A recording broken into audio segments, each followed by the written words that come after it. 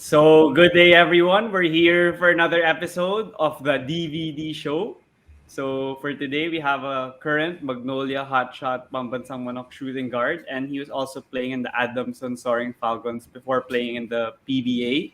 And yeah, he's one of the best shooters in the country. So, I'll now welcome here on the DVD show, Jerrick Ahanmisi. Thank you for joining me here on the pod. What's up, everybody? It's nice to be here, and thank you for inviting me, bro. Thank you so much. Yeah. To start things off, I want to ask how have you been doing? I mean, yeah, we are recording now on a Saturday, and you have a game tomorrow, opening game in the Governors Cup. So I know you guys are preparing well. So how's life been like for you on the court and off the court?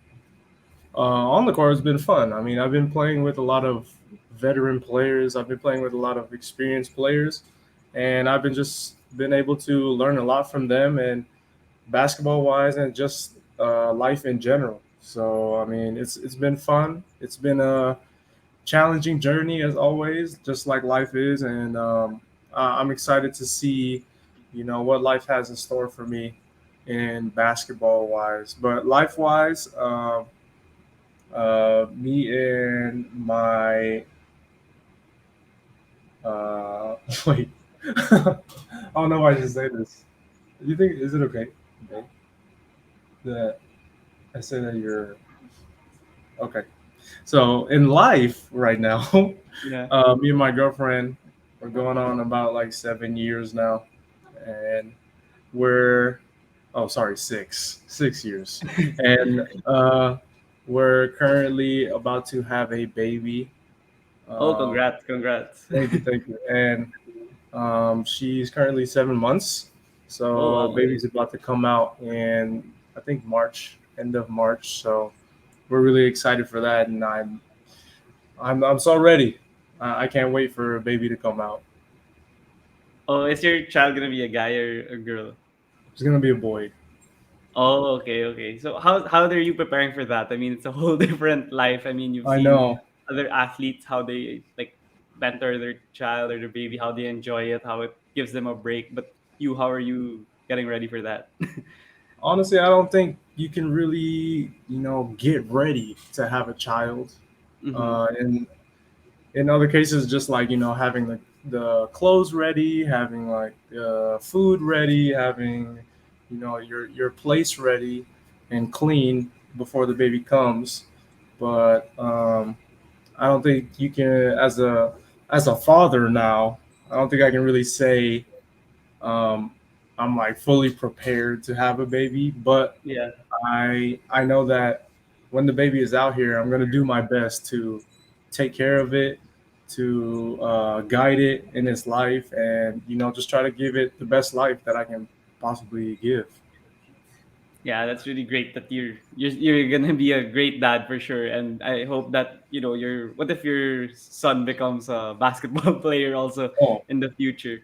if he becomes Yeah. a basketball player, that would be easier for me because Yeah. I'll be able to teach him uh, whatever position he wants to play, whether that be point guard, shooting guard, if he's a big man, you know. Mhm. Uh, but yeah, I think that'll be easier for me and easier on my girlfriend Mhm. because she wouldn't have to worry about finding somebody else to teach him how to play basketball. His father's Mhm. here, and Yeah. I'll be able to teach him the right ways. Yeah. Are you ready not to get enough sleep every night? Oh, um, I don't know. I feel like I'm pretty ready for it. I Mm. know that it's gonna be kind of tough in the first like couple maybe weeks or months having the baby, but I think that's expected. If you're gonna Mhm. have a baby, you should always be ready to not be able to sleep at Yeah. night. Sometimes you got to be ready to maybe pull an all nighter or wake up in the middle of the night just to be able to take care of the baby. So, uh, I'm ready for anything. Mhm. Yeah, but yeah, talking about your family now with your girlfriend, you're gonna have a child soon. How did you spend the holidays? I mean, you guys unfortunately lost to Ginebra in the semis in the Yeah. Commissioner's Cup, but you guys had a break since there was a break between Christmas and New Year's in the finals, so that extended your break too. I mean, they Yeah. started Jan 22, I believe, in the conference, and your first game is tomorrow. So how did you spend it and like prepare for this conference since you want to, get a better position? Um, Honestly, we didn't do much this break because we were just kind of getting ready for the baby in March. Yeah, So we yeah. were just kind of shopping around to see where we could like buy certain items and products for the baby, and that's kind of how we spent most of our time. We spent most of it together too. We Mm-hmm. got some quality bonding time, and uh, yeah, that's it. I mean, we just spent most of the time together, and we got to see a couple of friends on the way too, and it was just a good break. It was a good relaxing break, refresher. Mm-hmm. Yeah, that's fun. That's fun. But yeah, moving on to basketball now, and for you guys playing now in the Governors Cup, what are you most excited about? Like, what have you seen from the teams that have already played, and what are you guys looking at to continue to improve your standing and possibly compete with the likes of Ginebra, San Miguel, and all those teams?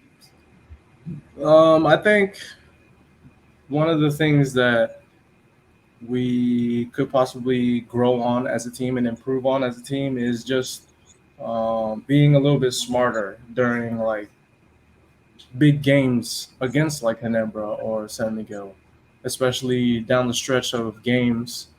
Um, and that all comes with experience. Obviously, it all comes with having to make mistakes during the games in order for you to learn from them. So, I think yeah, those are that's one of the things that we might need to improve on a little bit. But I know that knowing our guys and knowing that we will always want to win, we're going to be learning from that, and we'll move on and move forward. How about with your import and or some of the other imports that you've seen? How has been the adjustment like? How's he playing? How's he meshing with the system? He's meshing pretty well. I mean, usually all the imports that we get are, they fit in really well with our team, Mm-hmm. and I think our import is going to be ready. Our import is really good. He's an all around player. He can play multiple positions on the court, so we can. I'm pretty sure coach will utilize him in the strengths that he can show during the game. Yeah. What's his name again? His name is Eric McCree. Oh, okay, okay. Yeah, he's Yeah, a new import here in the country. I haven't haven't heard his name here even before, like as a replacement importer, something like that. But yeah, yeah, looking at Magnolia now, and you seeing Ginebra in Bay Area last conference, and you seeing that you guys can play with them. What do you think? What do you think you guys could say? Like you said, you need the repetitions and being more like being more used to playing in the big games. So do you think you just need to keep experiencing those games, or is it more of end game execution defensively or offensively? What are your opinion? What's your opinion on that? yeah. Like you said, I mean, experience is always the best teacher, right? So, I mean, Mm-hmm. even if we play these same teams over and over and over again, every game is always different and always throws you something that you might not see in past couple games or in past games that you've played in. So yeah, I mean, we just got to keep playing in games. We have to keep learning from them, and the more that we play in games against bigger teams and against teams that we could go up against or that are better than us or same level, same players as us. That's the way we're gonna learn, and that's the way we're gonna improve, and hopefully we'll get over that semis hump this conference. Yeah. Speaking of going up against these opponents, and you saw that you guys played against Bay Area in the last conference. What's your opinion on having guest teams and the PBA? Because I don't know the last guest team that we had was a pretty long time I know ago, this was a and while now ago. it's a club, and they almost won the championship. They were one game away. So, but yeah, what's your sentiments on having a guest team, maybe like annually, maybe once a year, or maybe even adding like one or two or three guest teams? Like, do you think it's beneficial to Philippine brand of basketball? Yeah, I think it's beneficial because I feel like it's more of like a refresher Mm-hmm. to Philippine basketball, so that people aren't just seeing how Filipinos play. They can kind of see how other countries play, maybe from China or from Japan, or wherever they pick their teams from. And as you can see, like, there's players even going across to Yeah, yeah, Japan or to like different countries just to play basketball. And like I said, like those types of experiences, are once in a lifetime. We don't know when the next time another guest team from Hong Kong or China or wherever is going to come into the PBA and play again. So, it was really cool to see how um, Bay Area played. They had a good team, they had good players, good coaches, and that they definitely gave everybody a ran for their money. yeah. So yeah, it was really fun to see and feel a new team in the PBA. Yeah, I admired how they would run their sets. It's very Yeah, different it from was the good. other It was good. Filipinos, and there were people thinking that the Chinese nationals weren't as good, and then you saw in the finals that when the other players were nursing injuries, they were stepping up, and Yeah, Hinebra wasn't ready for them because they weren't in the scouting report, and they'd yeah, score like 10 to 12 points that would be critical in some of those victories. So yeah, that's really some a learning ground for anyone, even you guys yeah, as one of the for top sure. teams in the league. But how about the compressed schedule now? Like we talked about the Governors Cup and you preparing for it, and you even before like playing in a UAP or even high school ball Mhm. in the states, like the schedule is it like this now? Now that Yeah. even the Gilas preparations is coming up soon, like there are even games now on Thursdays. So what are your thoughts on compressed schedule? Because injuries could happen or you guys could be exhausted, but then it also helps that you could rectify some of the mistakes right away. So what's your whole sentiment about that? I think it'll be a good thing for us Mm-hmm. because it'll prepare us for the playoffs if ever we do make it there.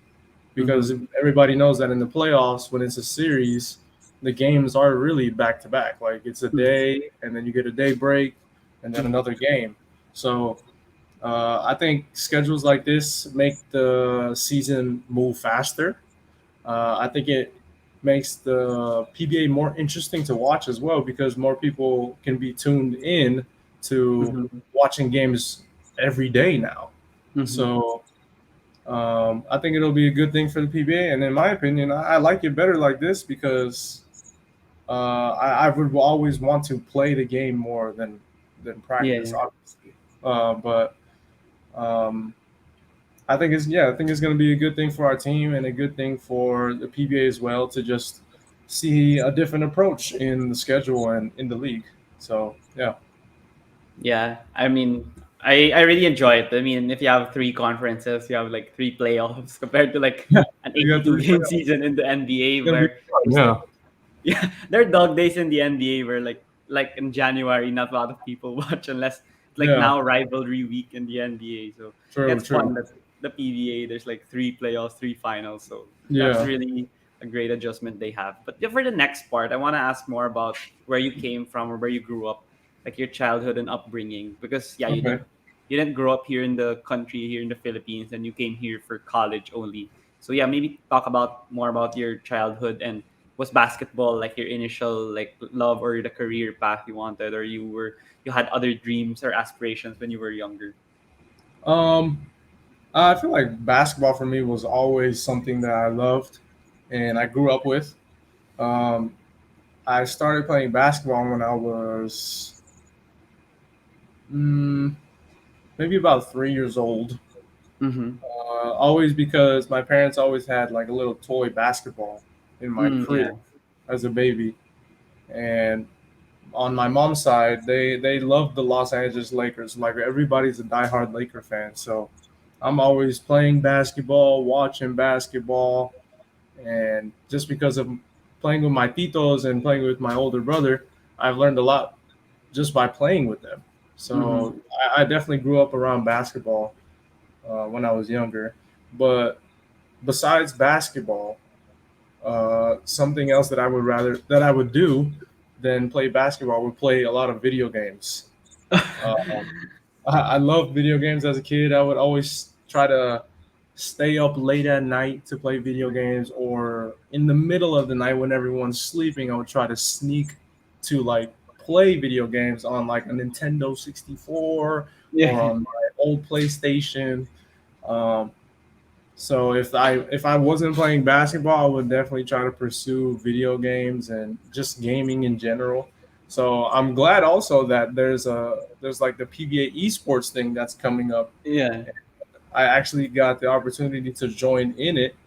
Mm-hmm. Um, so I'm really excited for that as well because um, not only will I be able to show my skills and like everything in basketball, but I'll be able to show my competitiveness and skills in gaming as well. So hopefully our team will be able to win the championship over there in the esports world. Yeah. Yeah. Talking about video games, I mean, you'd know that some parents or some like people with traditional mindset, they don't really before they would like limit the way people use video games or Yeah, for sure. like devices. But you growing up, I'm not sure if that's how it was in your household. But then, what would you say are the way people could control it? Since yeah, it has negative effects if you do it a lot, like anything in life. But Mhm. you, how would you say that it benefits people, and how would you say that people must not be like? How do people not get addicted to it? On the other hand, also. Well, for me, I think gaming is more than just something that you just do every day, Mm-hmm. or something that you just go on and play every day. I feel like it's more of like a lifestyle in a way. It gets you out of a lot of things. Like if you're sad, or if it can be used for like an escape as well. Mm-hmm. Just like if I'm feeling sad or if I don't feel too well one day, I can go play basketball. I can grab a basketball, go to the court, go outside and just shoot.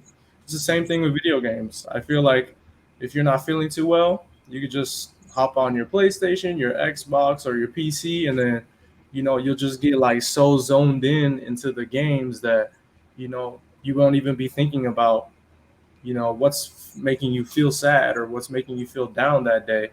And I think that gaming is something that, like you said, people don't really take too seriously. Mm-hmm. But I think now with like the internet and with like all these types of electronics that the world is just bringing up, I feel like gaming is kind of coming into fruition a little bit, and people are kind of respecting it a little bit more than it was in the past. Mm-hmm. What are your thoughts on like these e-games competitions where they win like millions of pesos or like millions of dollars? Because before, yeah, people don't really care that much about it. But now, whenever there's like competition online, whether any video game, like people would watch it. Like there was even a 2K tournament before during Yeah.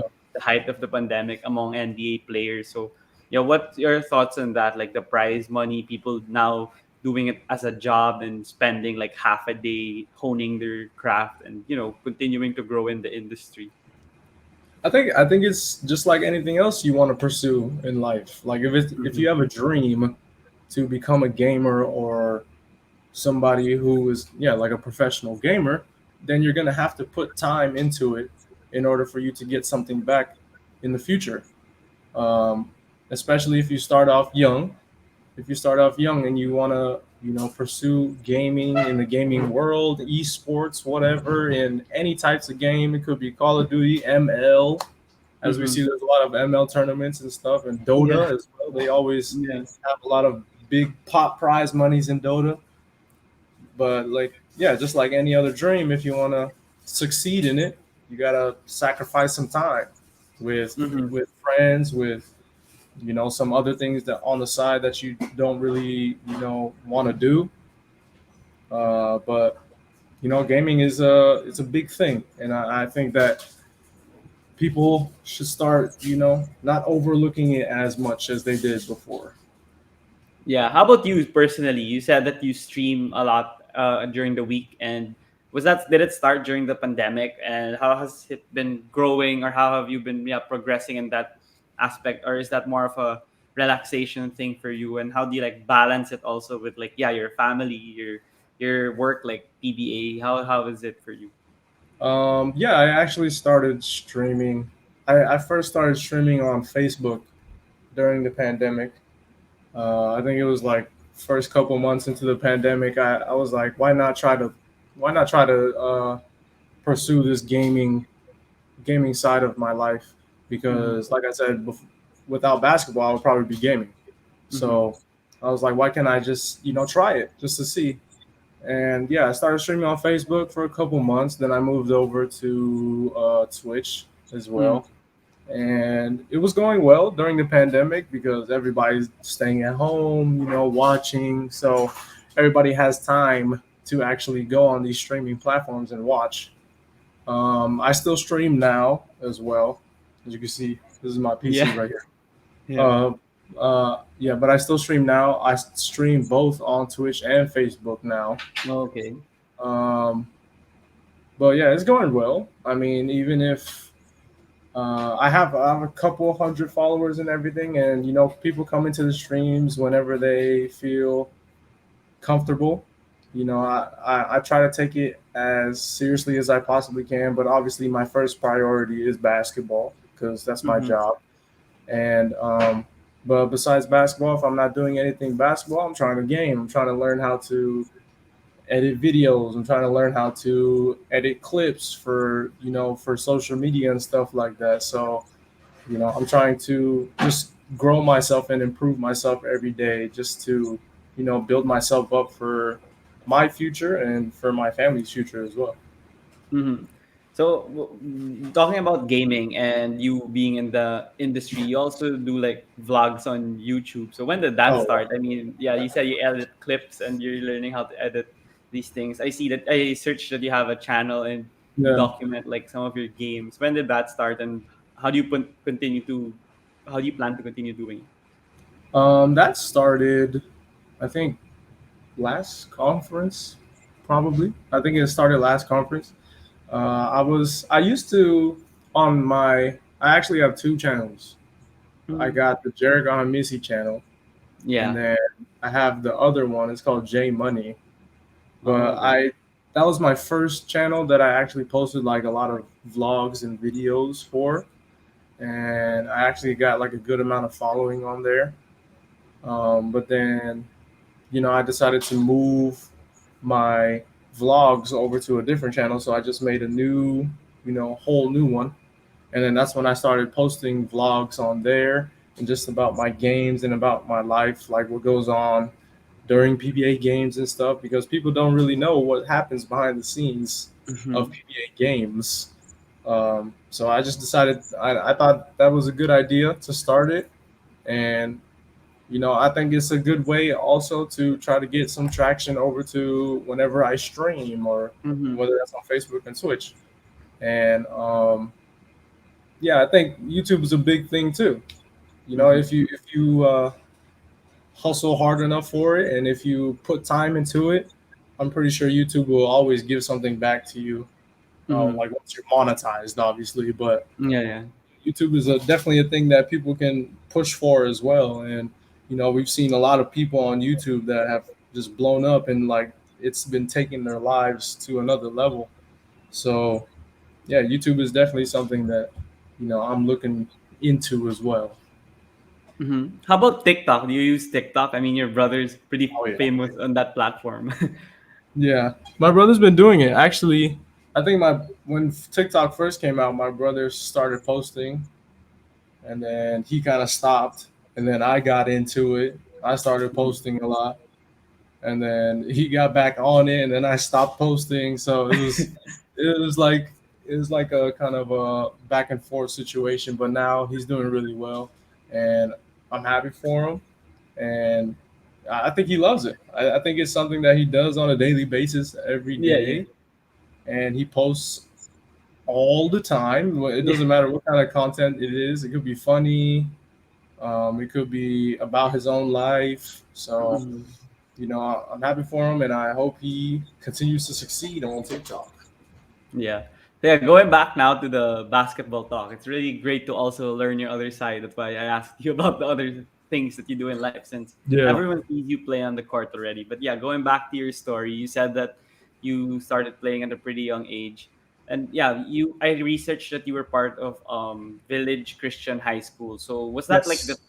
the time wherein you felt that you could pursue basketball as a profession, or was it more of a mindset of enjoying it as a varsity player in high school, and then was it a more of a step by step process or a long term vision that you had already? I think in I think I could. Let me see. I knew that I could play basketball when I was actually before I got into high school. When I was playing, Mm-hmm. it's called like travel ball, AAU basketball in the states, where you go to like a club team, and then that club team travels around the country just to play in like national tournaments, so that you can get exposed to like college scouts, to scouts internationally, anywhere. So I knew that I could play basketball at a young age. Um, I kind of slacked a little bit off when I got into high school a little bit. Um, but I think my junior year as well was supposed to be the time that I was supposed to play in one of these club teams to actually get scholarships from like schools out in the States. But then unfortunately, I broke my hand, my right hand, Oh. and then I had to like take the whole entire summer off, so um, I wasn't able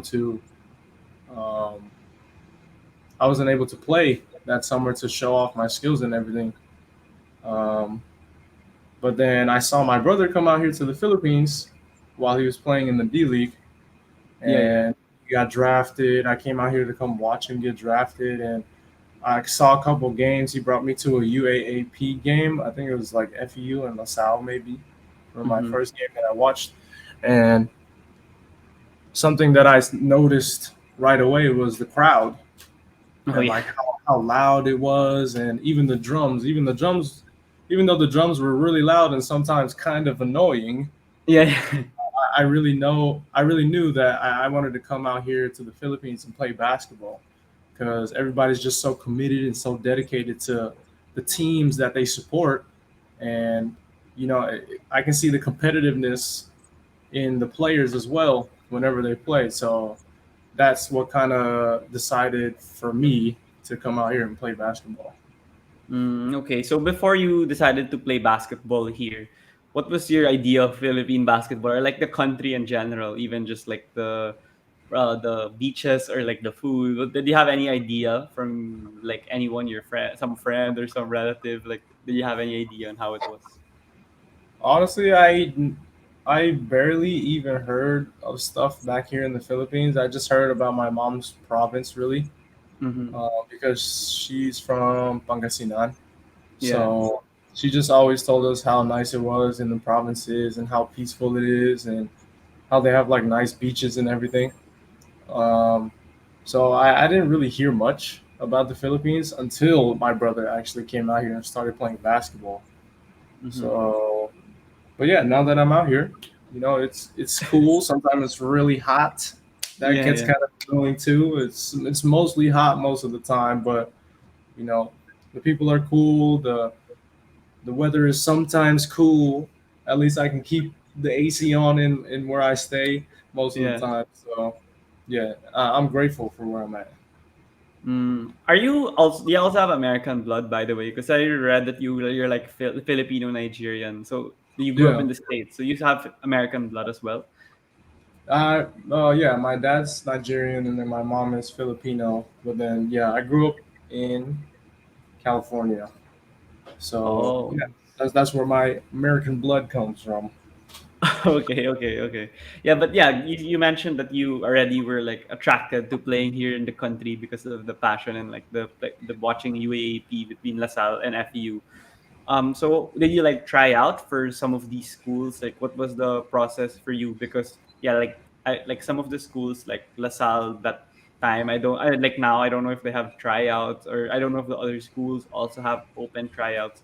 So how did you Yeah. put your name like in the varsity schools and the NCAA and UAP? Because yeah, like here in the country, they might not be aware of you since you played somewhere pretty far and they don't have like clips of you yet, or you're unknown to them. Yeah. I actually came out here and then I just tried out for most of the schools. Like you said, they didn't really know who I was. I was coming from another country and I just finished high school, just graduated high school. So yeah, I just had to try out for this couple of the schools. I think I tried out for who did I try out for? I tried out for LaSalle first because one of my cousins were going there at the time. Mm. Uh, and then I tried out for Ateneo. I tried out for NU, and then I ended up trying out at Adamson, where Coach France was the new coach. Oh And yeah. yeah, Coach France really liked the way I played, and he believed in me as a player, even though I was kind of like scrawny. I was super skinny at the time Mm. and smaller, but yeah, he believed in me. He believed in my potential as a player, and he got me. And then the rest was history. Yeah, playing under Coach Franz was fantastic for you, and he unlocked like your outside shooting prowess as you're maybe like the best sniper in the UAP during your time Yeah. there.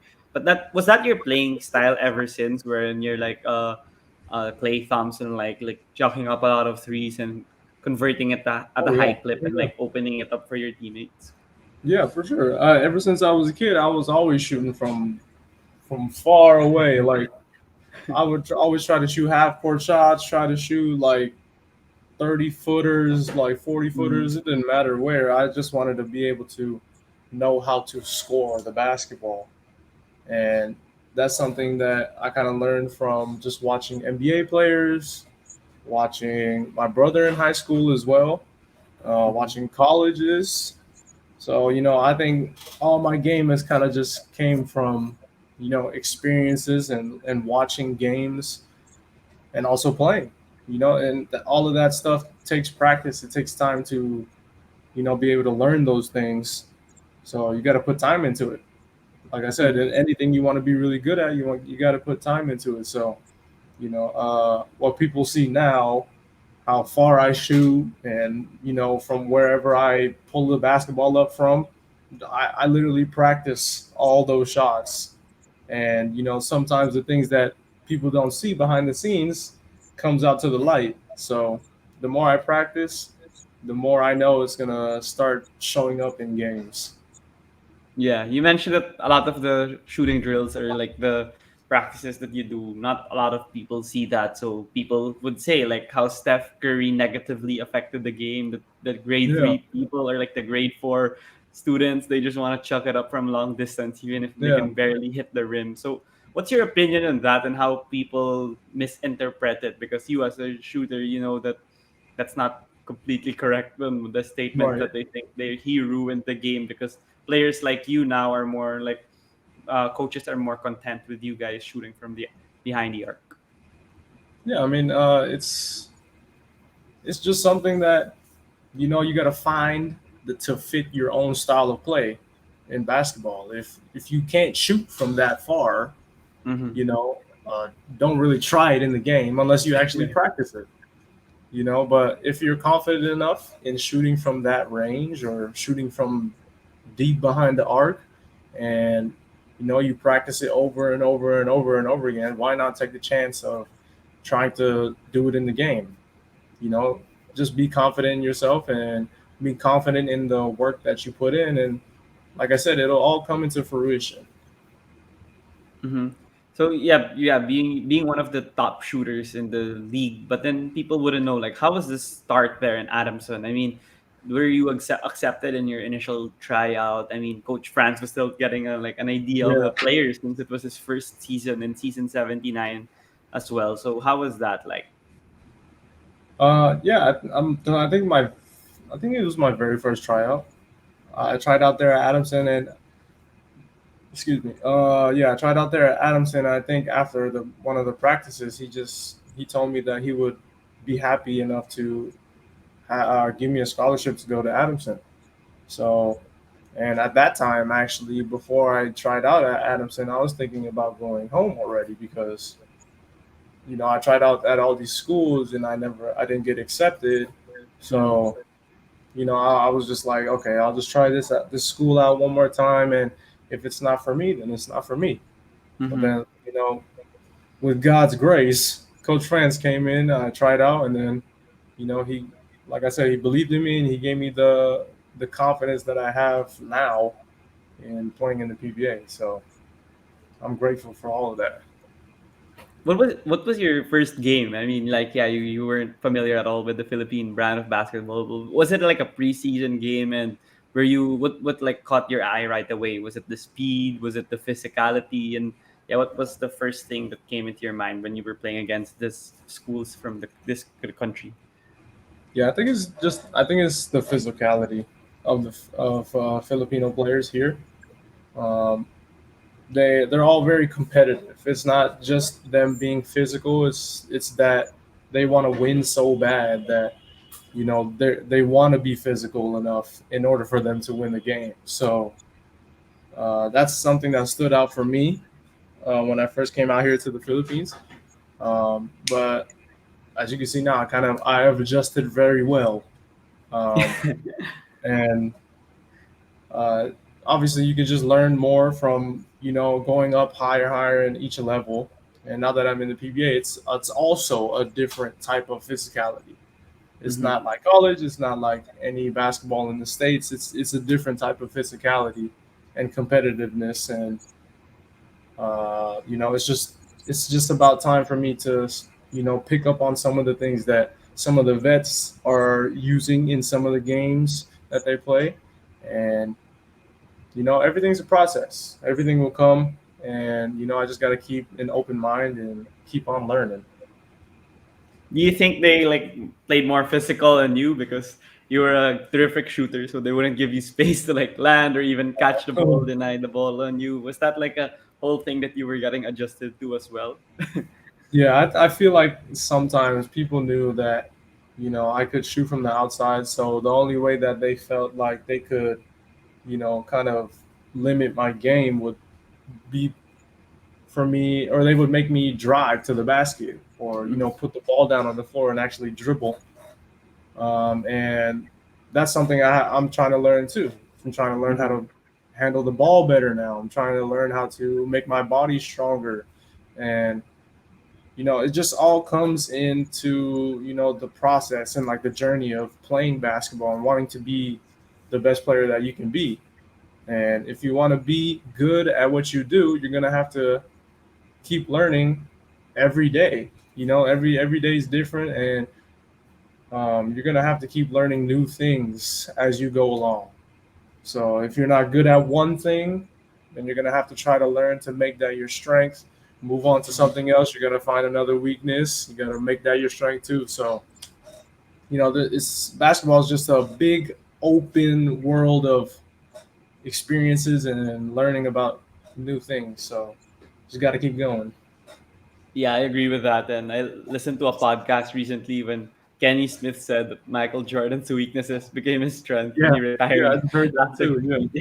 Yeah, yeah, when he retired from the NBA. So yeah, that's right on point on what you said there. But yeah, talking about Adamson, you made a splash right away on your first game. Did you score like 20 plus points in your first game in season yeah. 79 of the UAAP? So after in that first game, do you think that they weren't sure yet about like how really great you were? Because you know that some of the like Phil Ams or even the foreign student athletes, they don't get to adjust right away at the UAP level. Like Kai Balungay recently for Ateneo, he had the tough time at like the first round of the Yeah. eliminations. So for you, do you think that was a wake up call for your opponents? Like this guy's for real. This guy can propel Adamson to like a top Oh four yeah, seed in the for sure. final. I think for me, I like to take on challenges Mhm. when people kind of doubt me or don't think I can do things. I kind of tell myself, you know what, let's prove them wrong. Let's show them that we can actually do things because Mhm. the more you let people get into your head and like let them talk about you when you know that you're not that type of person, then that's when people usually like fall. They usually like back out of certain things. But for me, the more people talk and the more people you know think that I can't do things, the more motivation it brings out of me, the more inspiration it brings out of me, and the more I want to show people that you know I'm not gonna back down from you. I'm not gonna listen to what you say and let you stop me from getting where I want to go. Mm-hmm. So yeah, I think it was a big wake up call to a lot of people that first game, and I think throughout you can see throughout my whole entire UAP career, and even sometimes here in the PBA games, uh, whenever I play on the court now, they're like, okay, he knows how to play basketball. We gotta kind of guard him a little bit more now. Mm-hmm. Yeah, that's true because yeah, playing in your first game, even me as a fan, like a UAP fan, like a huge UAP fan, I wasn't aware as well as on what you could Yeah, on what you could do on the court, and then one game, okay, this guy's for real already. But yeah, you mentioned that you get motivation from people that talk a lot, whether I guess players or like fans or whoever. So how do you yeah turn it into motivation? Because some players they get pissed or yeah they like yeah, whatever like whenever they try to trash talk back, it just doesn't last long, and then they try to do something physical or whatever. They yeah. don't show it on the court. So how did you develop that? I mean, that was only your initial year in the Philippines, initial year in the country. So how was that for you? I think it comes with experience. Like I said earlier, the more you want to do things that benefit yourself, and the more you want to improve yourself, Mm-hmm. there's going to be more people trying to bring you down, and the longer those people talk, then the harder that I work. You know what I mean? And the only way I'm confident in what I do is because I work hard. I know I work hard, and Mm-hmm. I know I practice things that people might not see in the games. Yes, people see just like my shooting, but I also practice different things so that when it comes to the game, I'm ready for it, and I know what to do when it comes to certain situations. So yeah, people talking, people doubting you, it should just be used as motivation for you to do better and push yourself to actually accomplish more of your dreams. And I think the more you show up for yourself, the more you prove other people wrong, then the more confident you can be, the more you can stand up and hold your chest out and show people that this is me. And even if you talk to me, I'm not gonna listen to you. Yeah, yeah, that's a great mentality that you have. But yeah, talking about that, proving people wrong, you guys made the final four in your first season, Coach Francis' first season. I don't think people expected that to happen, and you gave La Sala a run for their money, despite like they Yeah, had like Giron and Mbala at the same time. yeah, It's really tough to beat them. So how was that like experience going up against La Salle like two seasons in a row? But it also tough like for you mentally, like not getting over the hump going against LaSalle because yeah they had Mbala twice, and it's really tough to beat a team that has him because even if yeah, you guys had Papi Sar, I mean it's really tough to yeah. beat someone like Mbala. Um, I think honestly, some of the things that happened in college, of me just making it to the Final Four, which is kind of like the semis of the Mm-hmm. PBA. I think it's kind of like coming back into my life a little bit right now Mm-hmm. because our team has only been making it to the semis, and Oh we yeah. haven't been able to get over that hump Mm-hmm. of going to the finals. I did make it to the finals my first year Oh in the yeah, in the PBA bubble. in the bubble, Yeah. but I still haven't won a championship. So I'm thinking that some of the reason that might be could be, I'm not showing up enough for my team, or I need to be putting more work in so that I could be able to help my team get over that hump. You know what I'm saying? So yeah, it's kind of all like coming around in a full circle right now, and um, it's another experience that you got to go through in your journey, and you got to learn how to overcome those small challenges and those big challenges. And this is a challenge for me that I need to help my team get over, hopefully, this Mm-hmm. conference. Yeah, talking about yeah that getting over the hump and you finally winning a chip. I know you eventually will. It's just a matter of time. But Yeah, yeah, talking about that, and I interviewed two of your previous assistant coaches in Adamson, Coach Ren and Coach Donald Liado, like yeah, did say that, and also I've heard Coach Fran say on podcast that they wanted you to be more maybe assertive in the bigger games, like being Yeah. more backout, like like more Mhm. swapang, like was that the Yeah. term that you shooting more shots because they know you're a shooter and a scorer. So and you being also more of a vocal leader, I think, because you're more like what you're more like mild mannered on the court compared to like Yeah. others. I'm not sure, but then that's what they were saying. So how did you develop that aspect since you feel that they feel that you could still reach a different level and they were expecting it in your final year in Adamson, but Yeah. then you No. decided to forgo it because of the pandemic already. Um, I think I think me actually being on Magnolia right now is actually kind of helping me become more out of my shell, Mm-hmm. being more vocal, being more expressive, like with when I'm playing in the games. Like when I make a three, holding up my hand and like looking at the person who was guarding me, like stuff like that. And I'm learning those things like players from Calvin, players Mm. from Geo, like Mark, Yeah. Paul sometimes as well. Ian is also as a big Yeah. they're when they play, they're just so like expressive with their emotions, and um, even when they need to shout out the refs, they will, So Yeah. uh, yeah, I'm just learning a lot from the older guys on my team, and I'm kind of just getting more comfortable in being out of my shell and really not caring about what other people think or other people say, because it's that's the way I play is going to be the way I want to play, and Mm. the way I want to play is going to be able to help my team. So Mm-hmm. uh, yeah, Coach France, Coach Aliado, and Coach Ren definitely told me to be more expressive in my final years in the UAAP, Yeah. and unfortunately, I didn't develop it at Mm-hmm. that time yet. But for me, yeah, I think everything's a process, everything's a journey. So I just got to be, willing to open up to that side of basketball, and I think I'll be okay in the next couple years. I think people will Yeah. see a more expressive side of me once the couple years, maybe once I get into like my third, fourth, fifth year. I think I'll be good.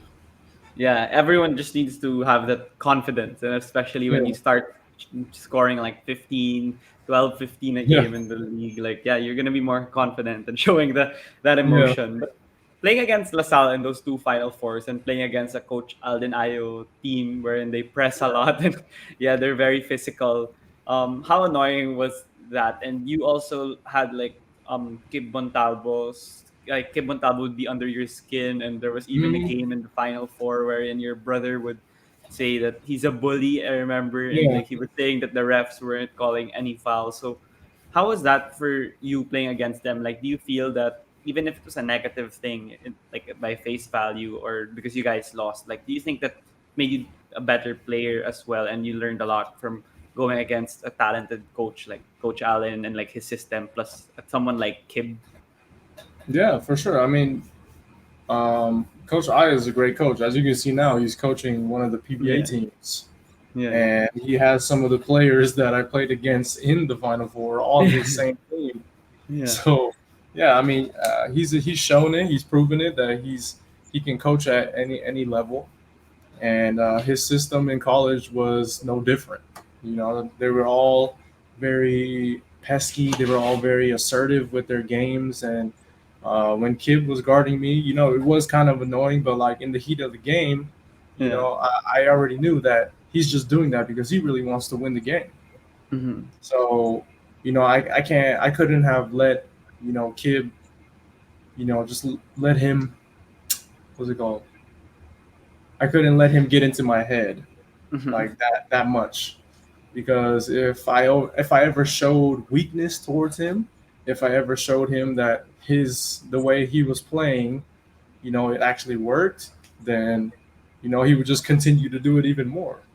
And Mhm. even if I didn't show any emotion, he'd continue to do it some more. So like, even if I pushed him back, elbowed him or whatever, it still would have all been the same.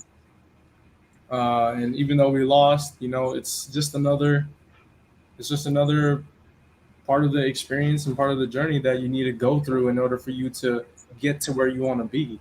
And I know that, sometime in the future, hopefully soon, we'll be able to get to where we want to go.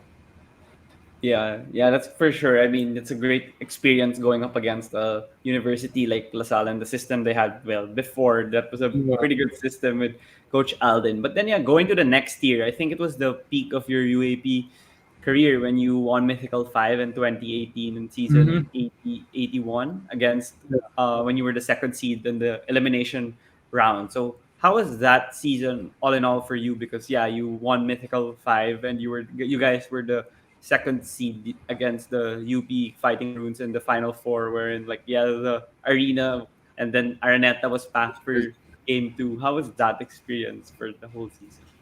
I think that season was kind of like was more of like a comeback season, kind of, Mm-hmm. because of how many times we lost to LaSalle in the Final Four. And I feel like that year our team was so hungry to get to the finals again, or to the finals, Mm-hmm. that we pushed ourselves so hard in practices, in tune-up games, and tournaments before the UAAP, that we really wanted to win.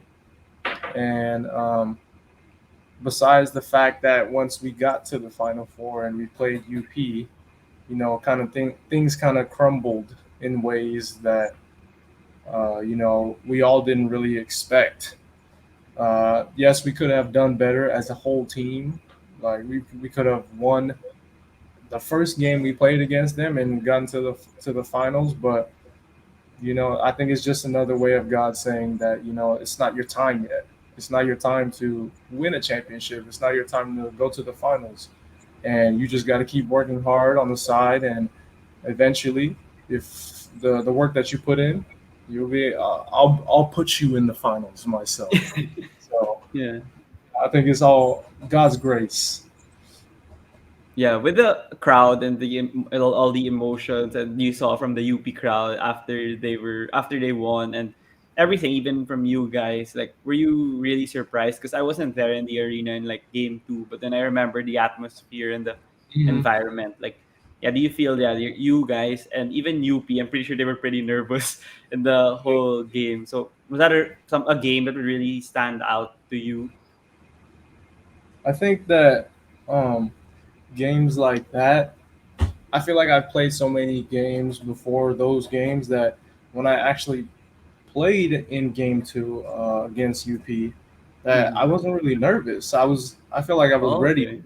I felt like I Mm-hmm. was ready to play in games like that. Mm-hmm. It definitely was crazy to see that many people in there though. Mm-hmm. Like especially everybody like waving their lights around, and Yeah, yeah, it just felt like it was a movie. Like we were in a movie. yeah. And um, even during the game, even though the crowd was so loud, it was actually kind of hard to hear them because you're so like focused into Yeah, the game. locked in. Yeah. Yeah, you're so locked in that like doesn't matter what UP side is screaming, or it doesn't matter what Adamson side is screaming. Is that we're all just focused on trying to win the game and trying to get to the finals. So it was definitely a fun experience. It was definitely something that I'm gonna remember probably for the rest of my life. Mm-hmm. And um, even though we lost and we had twice to beat,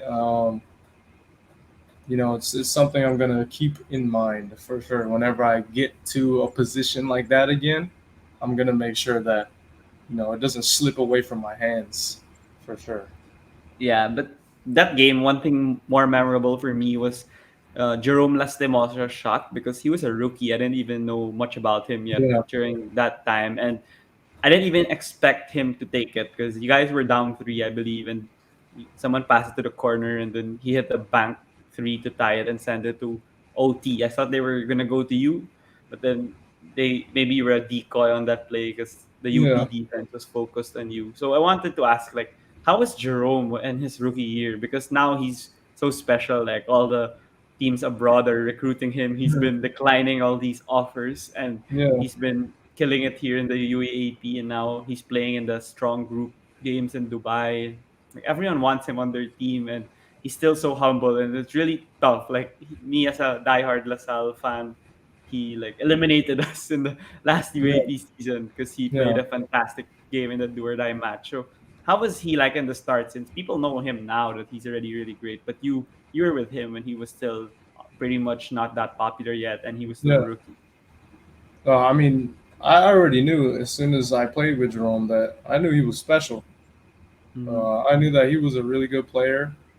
I knew that he had potential to go play wherever he wanted to play if he just put the work in, and he proved that for sure. These past couple years he was at Adamson, he worked hard. I saw him, shooting around at the courts at Adamson all the time, especially when he would post them on his TikToks. Yeah, So yeah.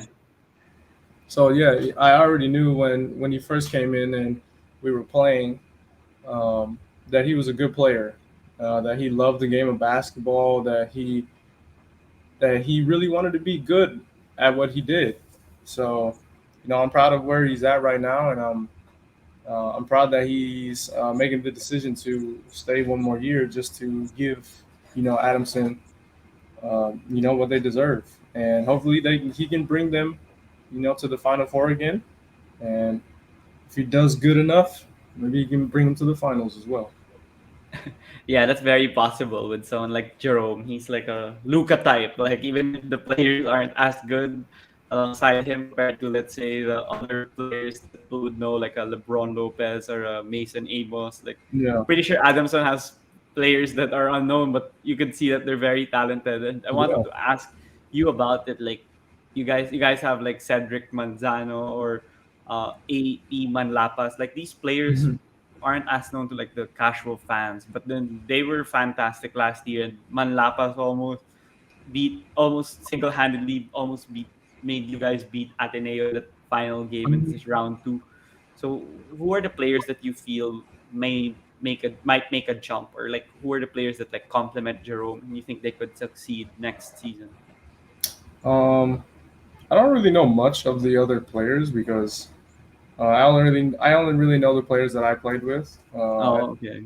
I know Jerome, Vince, AP, Joam, Sabandel. Yeah, yeah. Who's the other player? Josh. I know Jed Colonia also. Oh, yeah, yeah, yeah. Um, yeah, when I played with them, they were all young. They're all Yeah, yeah. younger. They're all like in their first or second year. And all of them can play basketball. All of them know how to play the game right. They know how to play, with an edge as well. I even told AP because AP was like somebody I kind of took under my arm. Yeah, You yeah. know, he's super super athletic dude. Like he can jump out the gym, and I would always tell him that, if he just works hard, if he just kind of learns the game by playing it and just by watching it a little bit, that he's gonna be good. He can play. He can play Yeah. wherever he wants, and he kind of proved that this last season.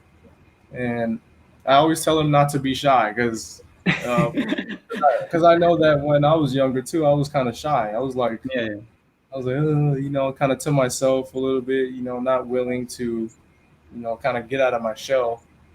But he's kind of proving to himself that he can actually play the game, the way he wants to play, without being shy about it, without holding anything back. So I hope he does good, and I hope they all do good this upcoming season. Yeah.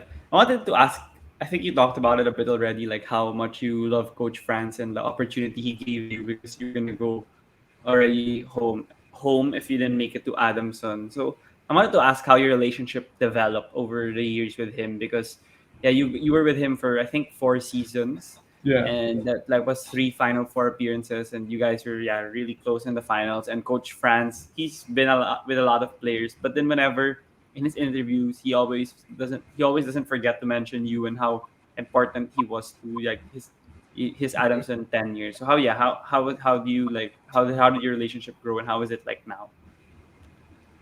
It's good.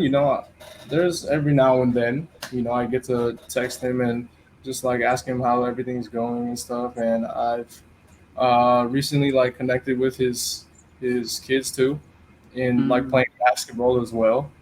So our relationship's good. Our relationship's it's good. It's fine.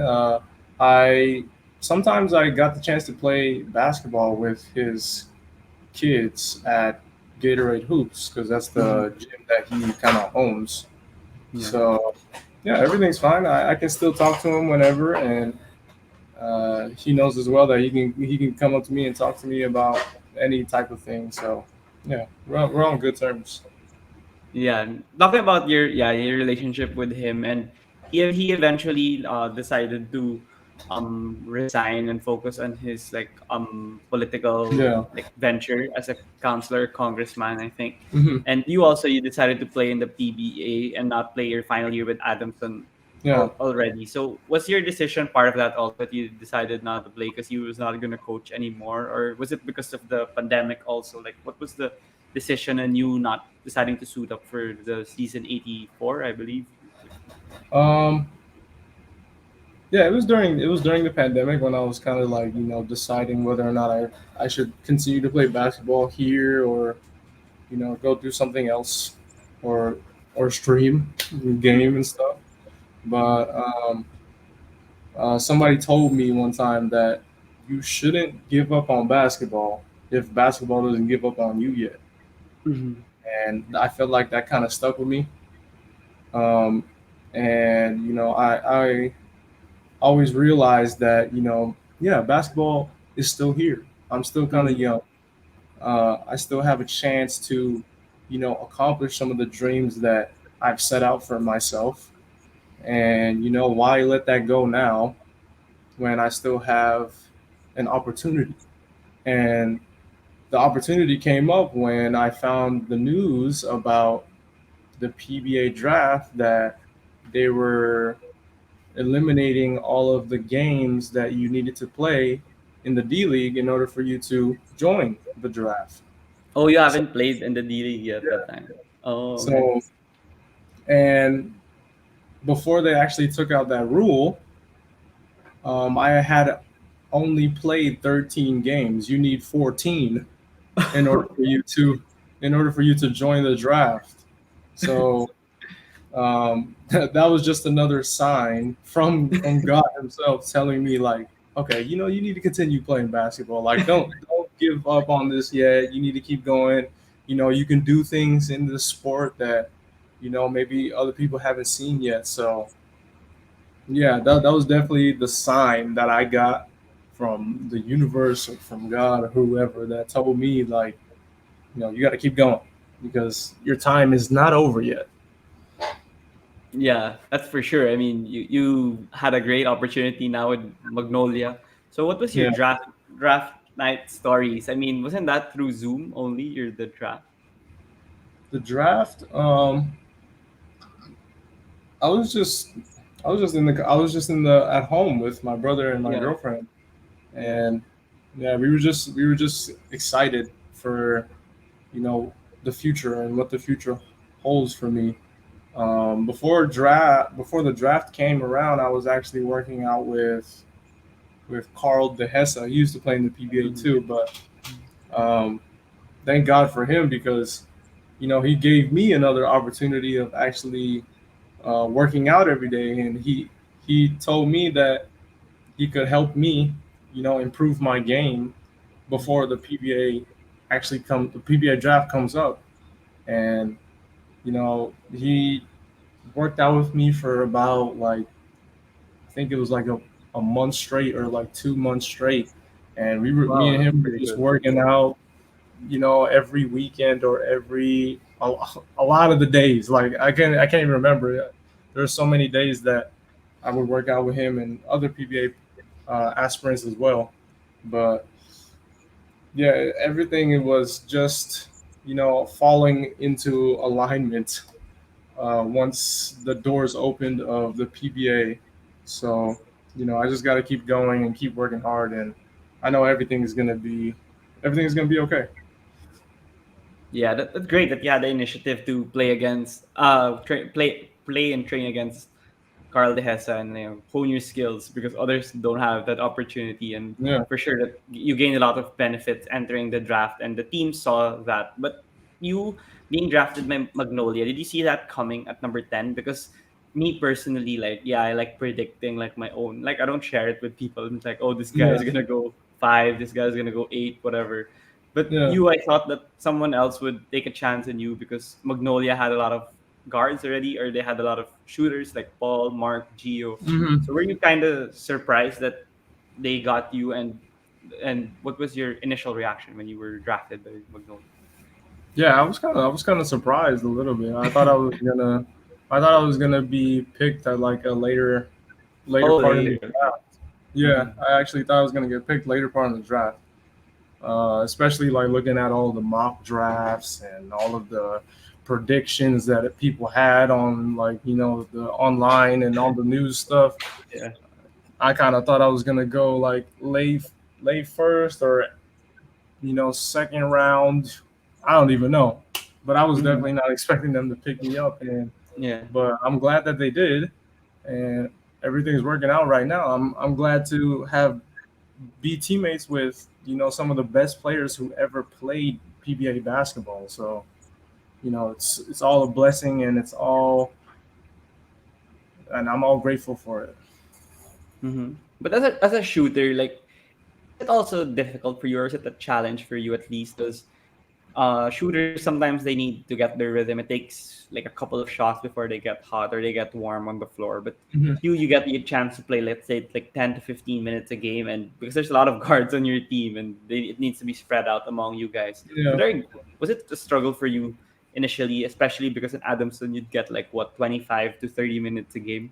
yeah, uh, yeah. I feel like initially when you're just coming into a professional league, you obviously want to show your talents. You obviously want to show how good of a player you can actually be and play in games.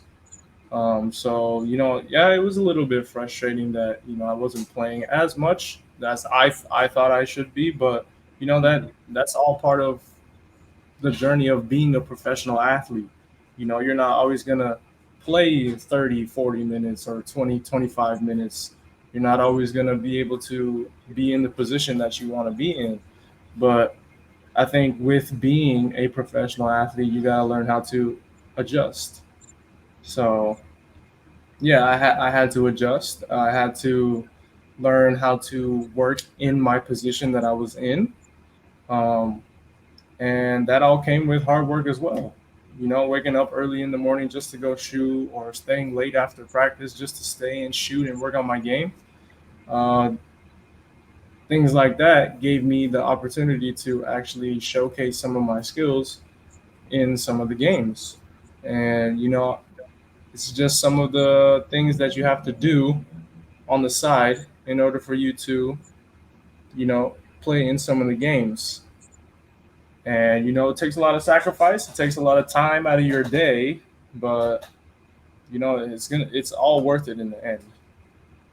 Yeah, but talking about that hard work that you were mentioning that you've been continuously doing to continue honing your craft, like what's your shooting routine, or how has it changed ever since, let's say, high school or college and until now that you're in the pros? Because there are guys like, I don't know, I listen to JJ Redick's podcast weekly, Yeah. and he always says he has this routine even before, and he got this a lot after, like during the pandemic, and even like after the bubble, because there were a lot of protocols that make Mhm. him follow the routine already that he wanted. But he has a routine on how he does his shooting, or even like before that or after that. Like for you as a shooter, like are you also that structured or that organized when it comes to your routine as a shooter?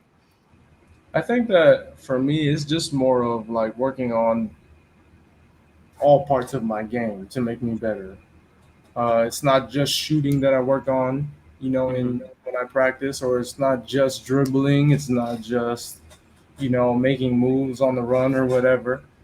It's kind of like all around type of training, and like I said earlier, so that I could be prepared for whatever the game throws at me when I'm actually in the game and playing. Um, I don't have like a certain routine every day, but I feel like the things that I work on every day, it definitely makes me feel more confident when I do play, and it makes me feel like I can go up against anybody for Mm-hmm. sure. So, yeah, it's not just one thing you need to work on. Like I said, that to make you the type of player that you want to be. If you want to be the best version of yourself, you're gonna have to work on different types of things to make you better. So, yeah, I don't really have a routine like JJ Redick, but JJ Redick is one of the best shooters in the Yeah. NBA to ever play. So, if he had a routine, then it definitely worked out for him because Yeah. he had a great career. Yeah, it's great that you mentioned that you need to be more versatile and yeah, expand your repertoire, especially now, like in this day and age in basketball, like positionless basketball. And Yeah, if you suck at a certain skill or you're like below average, so they're gonna expose you some way or somehow. yeah, They'll see for it in sure. film, but yeah, it's great that you're continue to become more versatile. And that's how you're gonna have a long-lasting career in the PBA. Yeah. But yeah, before you go, I have a couple of questions that I usually ask my guests to before Okay. we wrap it up. And yeah, thanks again, Jarek, for joining me on the pod. No So problem. yeah. Yeah, one question is, that the players in the NBA, they became more vocal with social and political issues when the Hmm. pandemic was present, and because of the George Floyd incident and all the Donald Trump Yeah. shenanigans. And also here in the Philippines, people became more vocal in terms of the social and political issues during the pandemic, like whatever, like all the face shields or the mask, or Yeah. even during the elections, like people had their own opinion and they were more vocal compared to Hmm. before. And you'd know that Filipinos are more timid and they're more shy when it comes to these things. But you as an athlete or as a sports personality, what's your opinion on, like, yeah, you guys having a platform and amplifying your voice and talking about these issues? Um, I think as athletes here in the Philippines, you have like a status, or you have what's it called?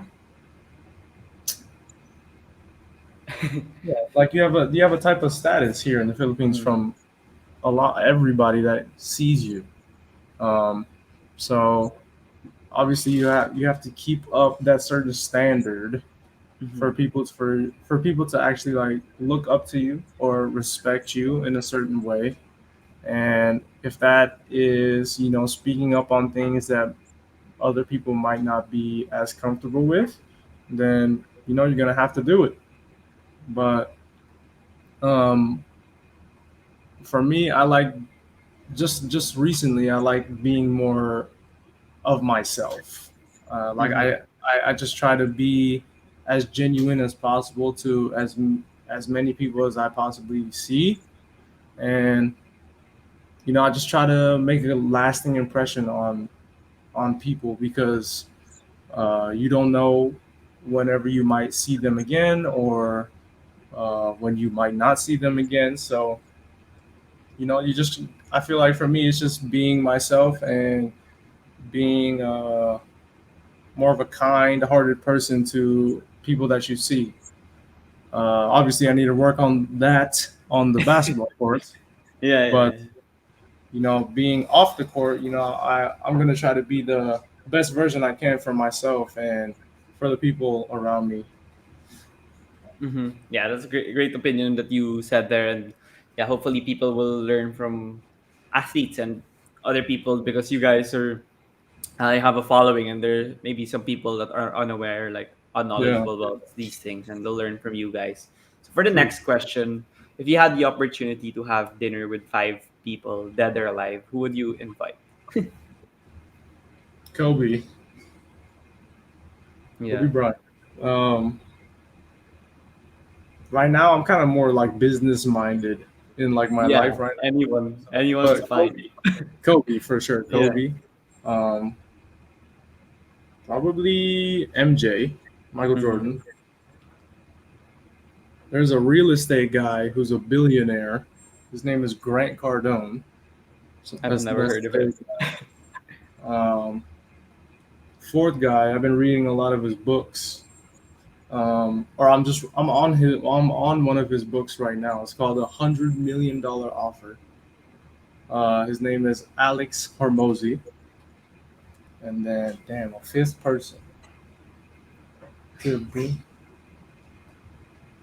to a dinner. Man, that's a tough question. Probably, man. Who do I watch? Probably, Kyrie Irving. Oh, okay, yeah. Either Siguro, Kyrie, either Kyrie, or um, I'm gonna say a gamer because I like gaming too. So I gotta add one gamer in there. Probably either this is a lot of people. Nick Merckx, Swag, and Tim the Tab Man. Those three. Those three I okay. have to go to dinner with them and just like pick their brains and just see how they, you know, brought up their whole like influencing in gaming and stuff. So it's more than five people, but That's all if good. if I can get as much people as I can in a dinner to just talk to them, I'm gonna do it. Yeah, for sure. That list is excellent, and I don't know that you're really gonna learn a lot from that group that you selected there. But yeah, for the Yeah. final question, I want to ask you. You know that I invite all my guests through social media or email, and that's how I get them on the pod. And for me personally, I learn from them a lot. Well, Okay. hopefully, also the audience if they watch the Yeah. episodes that I put out there. But who would you suggest that I could invite on the pod that would have a great story to tell or would be a fun guest to talk to about sports. It doesn't need to be basketball only, but yeah, basketball would be great. It's my favorite sport. Hmm. Man, there's a lot of people that I've actually met in the PBA already that actually have like good stories to hear. Uh, hmm. That's tough. That's a tough question too. Dang. Hold up. Probably. I feel like a good story would you could hear from Scotty Thompson Yeah, yeah. I haven't had him on the pod yet. because of like everything that's happened in his like PBA career Hmm. with basketball and like off the court stuff as well. Yeah. So I think that if you could invite him Hmm. on your podcast, I think you would learn a lot from him, and I think you would be very interested in his story. Hmm. I've been following his story before even I got into the PBA, and I just respect that man so much. So yeah, if you could get him on the podcast, tell me and I'll watch it. Yeah, hopefully. But then, yeah, it's kind of tough, of course, because he has a lot of responsibilities now. Like Yeah, he's that's also true. gonna have a child like you, so yeah, he's been a family man now, and yeah, even before his perpetual health days, I've been a huge fan of him already, and he's like a Tim Duncan. Like no, he has no haters. He can't have haters in the Yeah, PBA. So yeah, Scotty's really a fantastic one. So yeah, thank you again, Jerrick, for joining me on the pod. It was a and no problem. insightful conversation, and I learned a lot about your story more than what I see you playing and shooting all those threes every game. It's other side Thank of you. your life also. And yeah, do you have a final message before you go? Uh, Everybody who's watching right now, you guys can go follow my stream. Go follow my YouTube. I mean, I stream on Twitch and Facebook every weekday, except the weekends. I have my own YouTube channel. It's my name right here on the screen, Yeah. and then I also have another YouTube channel. It's J Money. The E is a Mhm. three. So make sure you guys go follow me on all of there because I'm very active on most of the platforms. So come through, enjoy. We always have a good time. So come through and have fun. Yeah, thanks again. And before you go, is it okay if we take a picture? Let's do it. Okay, I'll take it. One, two, three. Okay, thanks, Jerrick, for joining me on Yeah, the pod. man. And yeah, see you No soon at problem. the games when I'm able to Thank watch you. you Thank you guys. for having me, man. Thank you. Thank you so Yeah, much. thank you.